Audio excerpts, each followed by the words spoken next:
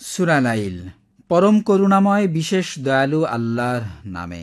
শপথ রাতের যখন তা অন্ধকারে ছেয়ে ফেলে, শপথ দিনের যখন তা উজ্জ্বল হয়ে ওঠে, আর শপথ পুরুষ ও নারী সৃষ্টির।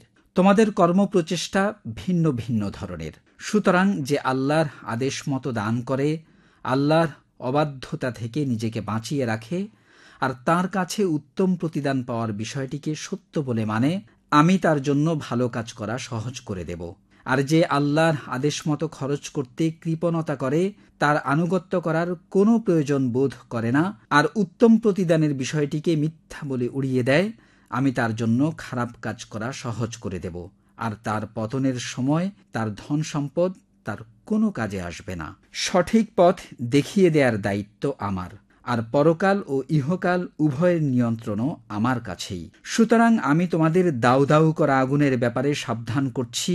সেখানে ঢুকবে কেবল এমন ব্যক্তি যে চরম হতভাগা, যে আল্লাহর পয়গামকে মিথ্যা বলে উড়িয়ে দেয় ও তা থেকে সরে যায়। আর সেই আগুন থেকে দূরে রাখা হবে এমন ব্যক্তিকে যে আল্লাহর অবাধ্যতা থেকে নিজেকে অধিক পরিমাণে বাঁচিয়ে রাখে, যে নিজের সম্পদ দান করে আত্মশুদ্ধির জন্য। তার দানের কারণ এটা নয় যে তার প্রতি কেউ কোনো অনুগ্রহ করেছে যার বিনিময় দেয়া দরকার, বরং সে দান করে কেবল মহামহিম রবের সন্তুষ্টির জন্য। আর এমন ব্যক্তি অচিরেই আল্লাহর অনুগ্রহ পেয়ে সন্তুষ্ট হয়ে যাবে।